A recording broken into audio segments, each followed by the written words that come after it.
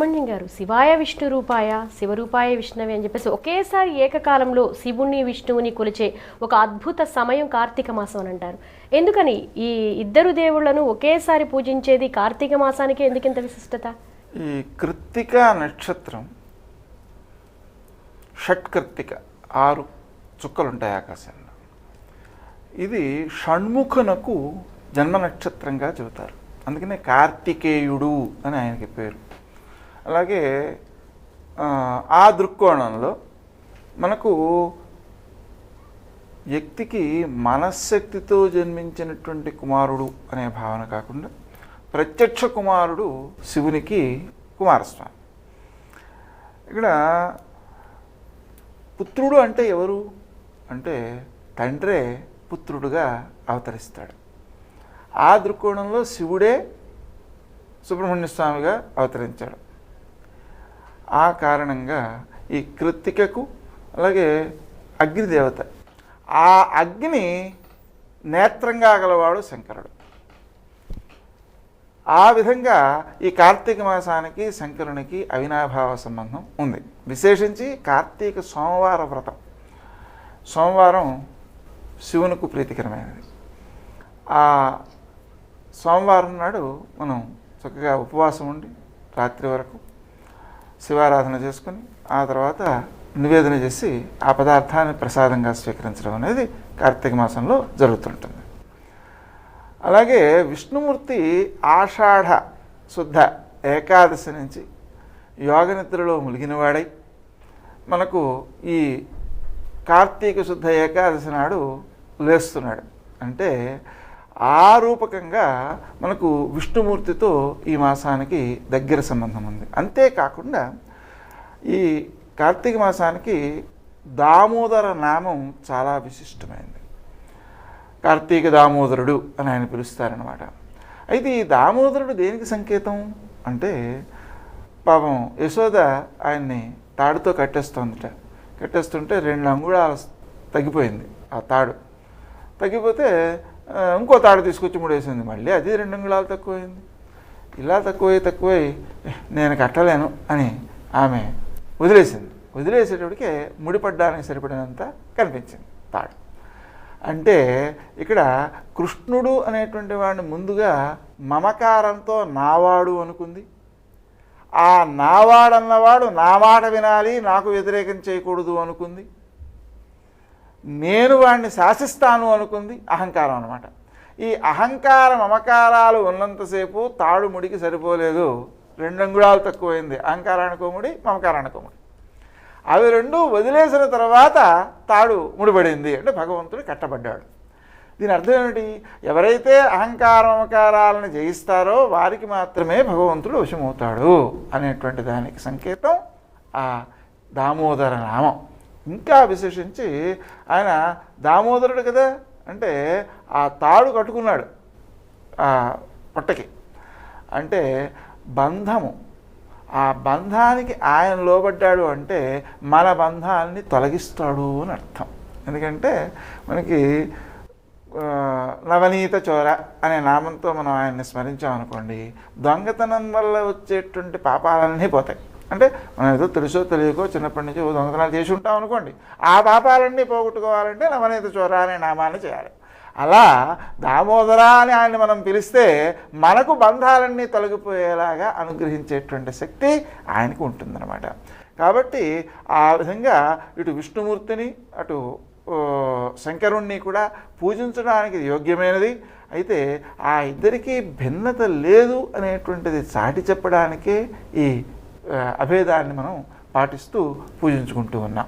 కాకునూరి గారు, విశ్వమానవ సౌభ్రాతృత్వాన్ని కాంక్షిస్తూ లోక కళ్యాణం కోసం భక్తి టీవీ సామాజిక స్పృహతో ఈ అద్భుతమైన కోటి దీపోత్సవాన్ని నిర్వహిస్తుంది. ఈ 15 రోజుల పాటు కూడా అద్భుతమైన కార్యక్రమాలు, పీఠాధిపతులు, మఠాధిపతులు, అలాగే ఇక్కడ అనేక రకాలైనటువంటి ప్రత్యేక సాంస్కృతిక కార్యక్రమాలు నిర్వహిస్తుంది. అందులో భాగంగా ఒక ఆమ్ల వృక్షాన్ని కూడా ఏర్పాటు చేస్తోంది. ముఖ్యంగా ఈ కార్తీక మాసంలో ఉసిరి వృక్షాన్ని పూజించడం ద్వారా కానీ, లేదంటే ఉసిరిలో దీపాన్ని ఎవరికైనా దానం ఇవ్వడం ద్వారా కానీ ఎటువంటి ప్రయోజనం కలుగుతుంది? కార్తీక మాసం అంతా కూడా దీపాలను ఏర్పాటు చేయాలి.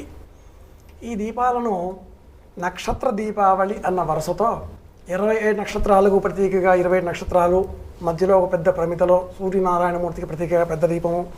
పూర్వకాలంలో సంప్రదాయంలో ఇలాంటి దీపాల కుంది లభించేది. 27 ఒక దీపంగా ఉండేది. మా ఇంట్లో ఇప్పటికీ ఉంది. ఇది కాకుండా ఈ మాసంలో విశేషించి తులసికోట దగ్గర ఉసిరికలో దీపాలు వెలిగించడం, అలాగే ఉసిరిక నీటిలో వేసి ఆ నీటితో స్నానం చేయడం, ఉసిరికలో విశేషమైన పదార్థాలని తయారు చేసుకొని ఉసిరికని భుజించడం, సప్తమి తిథి మినహాయించి ఆదివారాలు మినహాయించి మిగతా రోజులు ఉసిరికని తీసుకోవడం కూడా లాభకరమే ఈ మాసం అంతా కూడా అంటారు. ఈ విశ్వానికి ప్రతీకగా కనిపించేది ఉసిరిక. విశ్వమంతా గీతలతో రేఖలతో, నిజానికి భూగోళానికి నిజమైనటువంటి ప్రతీకాత్మకమైనటువంటి ఫలం ఉసిరి. దీనికి శీతలి అని పేరు, అలాగే వీర్యఫలి అని పేరు. అంటే సకల విధములైన దోషాలను తొలగించి పుంస్త్వ శక్తిని పెంచేటటువంటి ఫలం, గుణం కల ఏకైక ఫలం ఉసిరి. అందుకే జబ్బున పడ్డ వాళ్ళకి ఆ జబ్బు నుంచి త్వరగా మేలుకోవాలి, కుదురుకోవాలి అంటే వాళ్ళకి పాత ఉసిరి పచ్చడితో వాళ్ళకి భోజనం పెడతారు. ఆ పాత ఉసిరి పచ్చడి వేసి భోజనం పెడితే ఆ రోగం పోతుంది అనేసి. ఇలాగా ఈ కాలంలో ఉసిరిక అడుగు భాగము పై భాగము తీసివేసి ఆవు నేతితో దీపాన్ని వెలిగించి ఆ దీపాన్ని దానం చేయడం. ఇంతకుముందు చెప్పుకున్నట్లుగా వెండితో చేసిన దీపము, దానికి 4 వైపులా కూడా 4 దీపాలని, ఉసిరి దీపాలని ఉంచి ఈ 5ంటిని ఒక్క దీపం దానం చేస్తే ఉపపాతకములు అనే దోషాలన్నీ తొలగిపోతాయి అంటుంది ధర్మసింధు అనే గ్రంథం. అలాగే 5 దీపాలను వెలిగిస్తే, అంతకంటే మించి అతోధికంగా దీపాలను వెలిగిస్తే, దీపాలను చూస్తే సకల పాపాలు పోతాయి అని కూడా ఆ గ్రంథం చెబుతుంది. శివాజ విష్ణు రూపాయ ఇరువురు ఒకటే అని చెప్పడానికి సనత్కుమార సంహిత అనే గ్రంథంలో ఈ కార్తీక మాసంలో శుక్లపక్షంలో వచ్చే చతుర్దశి తిథి నాడు వైకుంఠం నుంచి శ్రీమన్నారాయణమూర్తి సాక్షాత్తు దిగివచ్చి కైలాసంలో వెలిసినటువంటి పరమేశ్వరుడికి అభిషేకం చేస్తాడు అని ఆ వైష్ణవ సంహిత గ్రంథం తెలియజేస్తుంది. ఇక్కడ ఆ ఇరువురికి కూడా అభేదమే. పగటి కాలానికి విష్ణువు ఆధిపత్యం కలిగి ఉండగా రాత్రి కాలానికి పరమేశ్వరుడు యాజమాన్యాన్ని కలిగి ఉంటాడు. అందుకే ఒక మాసంలో విష్ణువు రాత్రి వేళన జన్మించగా కృష్ణాష్టమి, ఒక మాసంలో శివుడు రాత్రి వేళన ఉద్భవించాడు అని మనకు 6 మాసాల విభేదంలో మనం రెండింటిని చూస్తూ ఉంటాం. కార్తీక మాసంలో విశేషించి ఉసిరికలను వినియోగించడం ద్వారా, ఉసిరికని దానం చేయడం ద్వారా, ఉసిరికపై దీపాలను వెలిగించడం ద్వారా సకల రోగముల నుంచి కూడా నిదానము పొందవచ్చును, ఆరోగ్యం పెంపొందించుకోవచ్చును. కనుక ఈ 1,000,000 దీపాలలో వీలైనంత మట్టుకు నూనెతో వెలిగించే దీపాలను వెలిగిద్దాం. అలాగే రక్షగా, ఆత్మరక్షగా, మనలో ఉండేటటువంటి ఆత్మశక్తిని చైతన్యవంతం చేసే విధంగా, ఆరోగ్యం పెంపొందించుకునే విధంగా ఉసిరికతో కూడా దీపాలు వెలిగించి ఆ దీపాలను దానం చేస్తే ఈ మాసానికి ఊర్జమాసము అని పేరు. ఇది వైదిక నామం. ఈ ఊర్జమాసంలో దీపాలను వెలిగించిన, దీపం చూసిన, దీపం వెలిగిస్తే వెలిగించిన ఆ దీపం వైపు మన ముఖం ఉంచి వెలిగిస్తాం. ఇలా పక్కన పెట్టుకుని అయితే వెలిగించాం కదా, దీపాన్ని చూస్తూనే వెలిగిస్తాం. అంటే ఆ వెలిగే దీపకాంతి ప్రప్రథమంగా ప్రతిఫలించేది మన ముఖబింబంలోనే, దైవం మన ముఖంలోనే కనిపిస్తుంది. ఈ భావనతో మనం ఉసిరిక దీపాలని, ప్రత్యేకించి ఊర్జమాసం కనుక ఈ మాసంలో వెలిగిద్దాం. అలాగే ఉసిరిక వృక్షం క్రింద ఆ దామోదరుడిని సాలగ్రామ రూపంలో అర్చిస్తే అన్ని పాపాలు తొలగిపోతాయి, కైవల్యం లభిస్తుంది అని స్కాంద పురాణం తెలియజేస్తుంది, కార్తీక పురాణం మహాత్మ్యం తెలియజేస్తుంది. కనుక ఉసిరిక భోజనం, దామోదరుడి అర్చన, వనభోజనాలు, దీపారాధన, మార్గపాళీ బంధనం ఇవన్నీ కూడా కార్తీక మాస వైశిష్ట్యాలు.